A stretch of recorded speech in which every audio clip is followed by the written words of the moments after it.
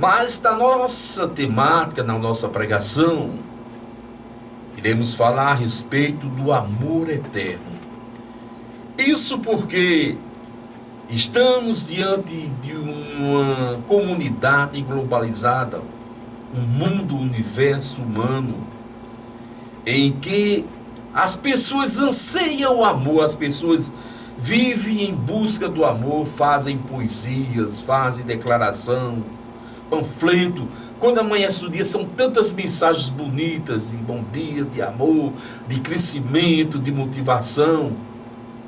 Isso porque o amor é algo tão forte, é algo magnânimo a ponto de contaminar, no bom sentido de contagiar as pessoas em busca desse amor.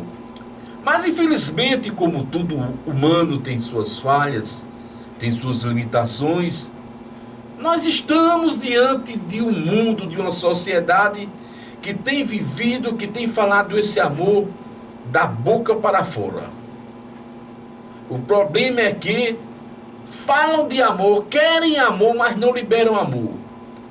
Simplesmente buscam os interesses, as autopromoções, a justificativa, a visibilidade humana, e acabam na decepção, acabam no desconforto psicológico.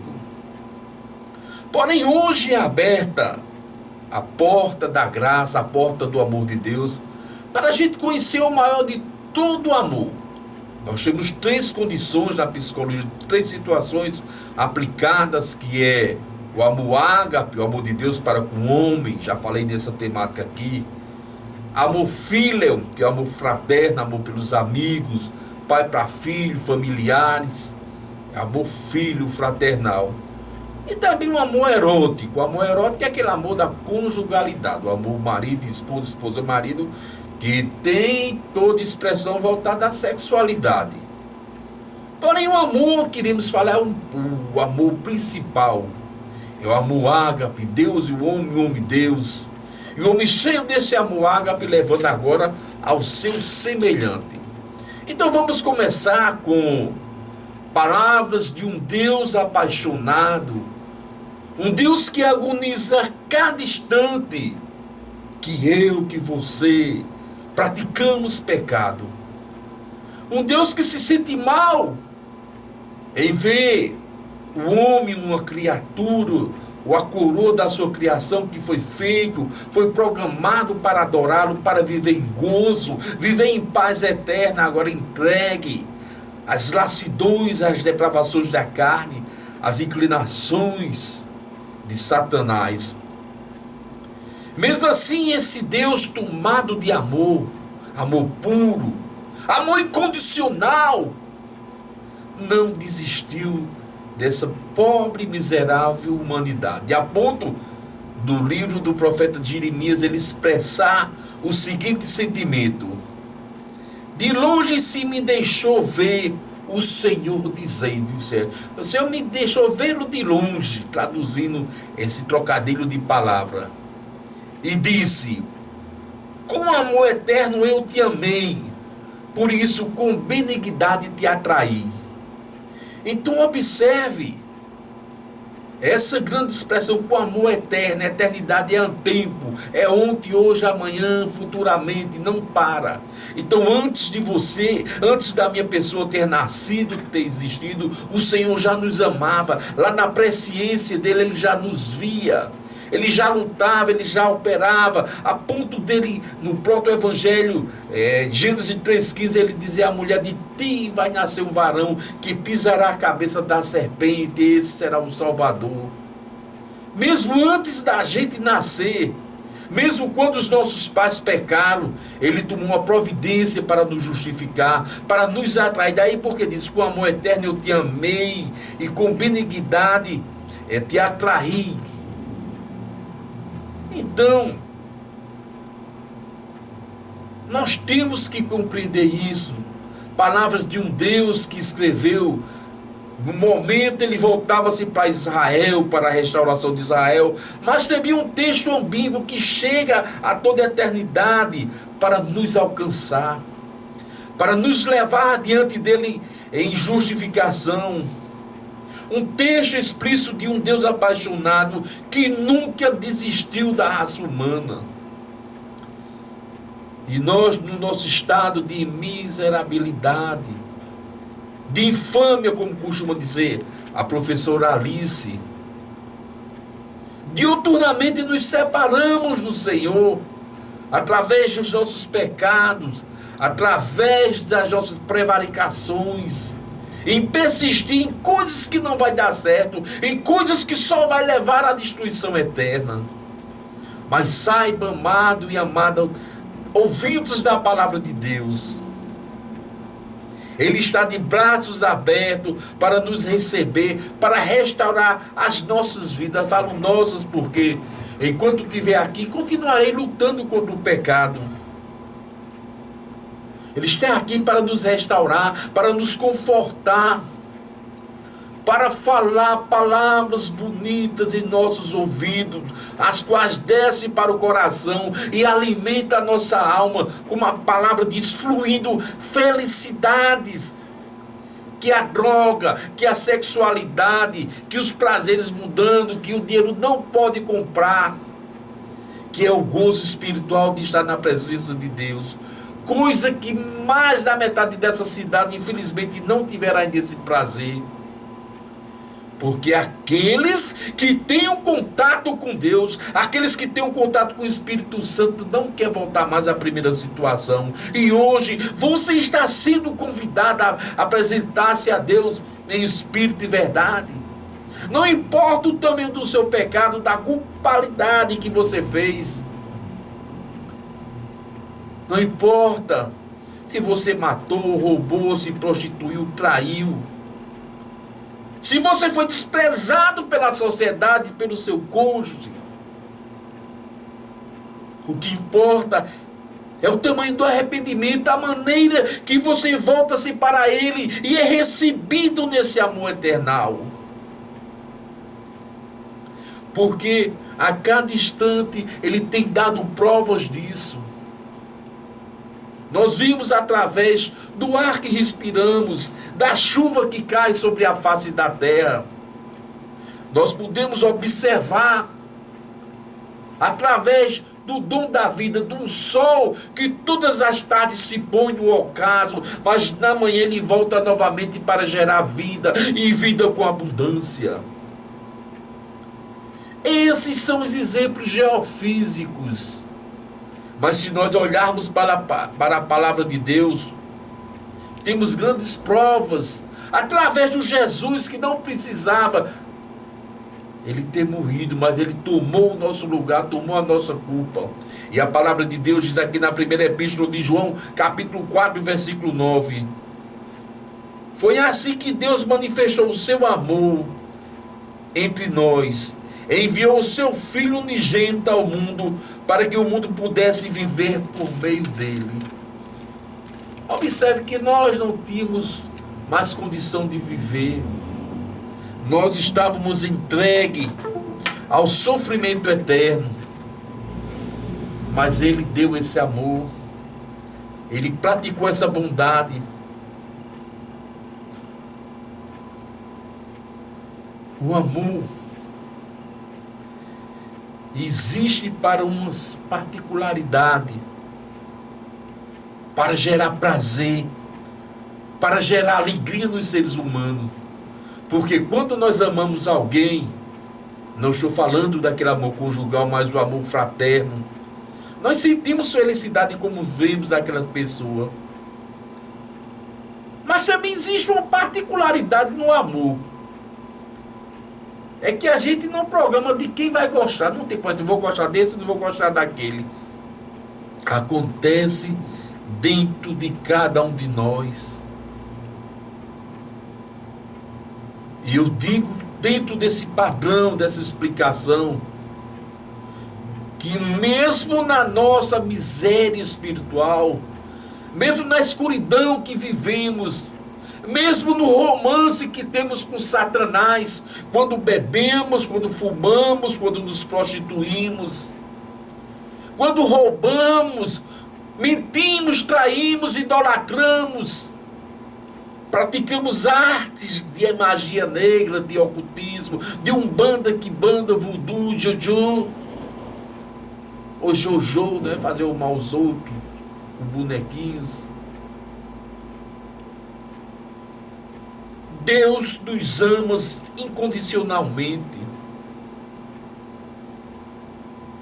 Aqui nós não sabemos o motivo porque amamos um e detestamos outros. Mas no reino dos céus, independente do que fazemos ou de que iremos praticar, Deus nos ama. Vou dar outra prova disso. Quando Lucifer, Luzbel, ou Satanás, ou Diabo, ou Cramulhão, ou Beuzebu, se você queira assim chamar, pecou com os seus anjos, todos sabem da história, foi expulso. Não teve mais outra oportunidade, simplesmente Deus baniu da presença dele. Mas quando o homem pecou, desobedeceu, Deus tirou do jardim do Éden, mas deu uma nova oportunidade. Entenda bem, amados, nós podemos nos comparar a um anjo, a plenitude de beleza, de pureza que o anjo tem. O anjo pode ser que é feito da mesma essência de Deus, mas para ele não teve perdão. Ficou guardado, ficou lançado para o juízo final. Se a gente olhar direitinho, o pecado dos anjos de Lucifer foi desobediência. E o nosso pecado também foi desobediência. Eu não sei por que nem para quê. Todos os dias eu pego os meus compêndios de teologia, eu pego a Bíblia, as diversas traduções, pego o livro dos rabinos, para entender o motivo pelo qual esse Deus amantíssimo, esse Deus bom nos deu essa condição. Já li os melhores e os piores livros, o livro dos mortos de São Cipriano, os livros do Egito, do conhecimento, os livros da obscuridade, assim como os livros bons, procurando uma resposta plausível para entender por que nós tivemos essa chance. Mas não vamos ser tolos, não vamos ser ingratos. Vou usar uma linguagem aqui da minha região, Nordeste. Não vamos ser burro, não. Perdendo essa grande oportunidade. É hora de dar um chega. É hora de dar um baixa no pecado. É hora de aceitar a Jesus como Salvador. Observe o quanto é esplêndido, o quanto é retumbante. Os anjos, sinto piedade deles, às vezes penso, mas se Deus fez assim, eu tenho que entender, que obedecer, que amar meu Deus.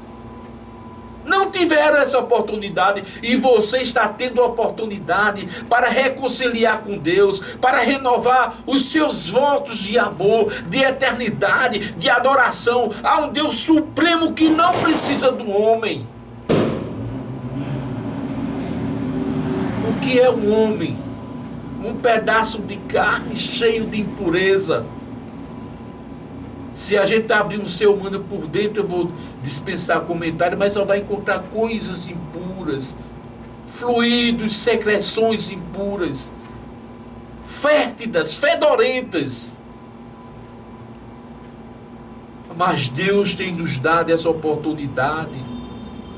A prova disso, vou ler aqui em Romanos capítulo 8, versículos 35, 38 e 39. Olha que maravilha, olha que privilégio. Paulo diz: quem nos separará do amor de Cristo? Será tribulação ou angústia, ou a perseguição, ou a fome, ou a nudez, ou o perigo de espada. Pois estou convencido de que nem mesmo a morte... Tem gente que pensa que a morte é o fim, de forma alguma. A morte é o começo para o gozo eterno ou para o sofrimento eterno. Aí para os que são cristãos obedientes. Pois estou convencido de que nem a morte, nem a vida, nem os anjos, nem os demônios, nem o presente, nem o porvir futuro, nada vai nos separar do amor de Deus. Nem a altura, nem a profundidade, nem qualquer outra criatura será capaz de nos separar do amor de Deus, que está em Cristo Jesus, o nosso Senhor. Então observe que declaração, que expressão de um Deus que diuturnamente peleja por nossas vidas. De um Deus que sem o homem ele continua sendo Deus. Agora também de um homem que sem Deus ele não é nada, costumam dizer os poetas cristãos. Deus sem o homem ele é Deus e o homem sem Deus não é nada. Então toma consciência da tua culpabilidade de ser cúmplice da morte de Jesus. Se a gente fizéssemos uma enquete, desse direito de todo mundo participar, de quem matou Jesus, foram os judeus, foram os romanos, foram isso, foram aquilo, foram os romanos. Mas eu vou dizer nesse momento o que muitos líderes, muitos pastores não te disseram. Quem matou Jesus foi eu e foi você. Eles simplesmente viveram aquele momento lá. Pregador, que conversa é essa? Eu não matei Jesus não. Aí eu pergunto a você, por que Jesus morreu? Para nos salvar. Por que Jesus morreu? Pelos nossos pecados. Você é pecador ou não?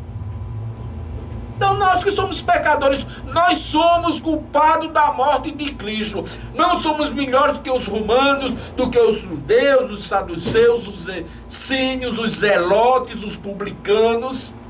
De forma alguma, nós somos culpados da morte de Cristo, porque foi através dessa morte que ele nos reconciliou com Deus. Então, para terminar essa ligeira homilia, vimos que o amor de Deus não é aquilo que ele escolhe para fazer ou para dar. Não, o amor de Deus não é a escolha dele, mas a essência do que ele é. Ele apenas não nos ama. Sabe por que ele não nos ama? Porque ele é o amor. Nós amamos, né? Mas nós não somos o amor, não. Então, não é a essência do que ele é. Ele apenas não ama, porque ele é o amor. Então, vamos renovar os votos com o Senhor. Vamos reconciliar. Hoje haverá culto em diversas igrejas evangélicas. Todos os bairros de Alagoa Nova, centro, as periferias, todos têm uma igreja evangélica. Assembleia de Deus, congregacional, presbiteriana, batista, congregação cristã. Deus é amor. Existem igrejas evangélicas. Então hoje à noite faça um negócio com Deus. Para terminar, mais dois versículos, 1 Epístola de João 4:10. Nisto está o amor, não que tenhamos amado a Deus, mas que Ele nos amou a nós em primeiro lugar e enviou o seu Filho para propiciar os nossos pecados. Então, meus amados, meus amigos, incondicionalmente Deus nos ama. Que apenas que tomemos uma atitude. Mas talvez você diga, pregador, eu roubei, como eu tenho falado, eu adulterei. Eu fiz muitas obras de magia negra. Eu fui responsável por muitas coisas ruins. Deus não está interessado em pessoas boas. As boas já estão justificadas. O próprio Jesus disse que veio para as ovelhas doentes, para a casa perdida de Israel. Terminando a nossa pregação, Isaías 1,18. Para você que acha que não tem condição, para você que acha que não tem jeito.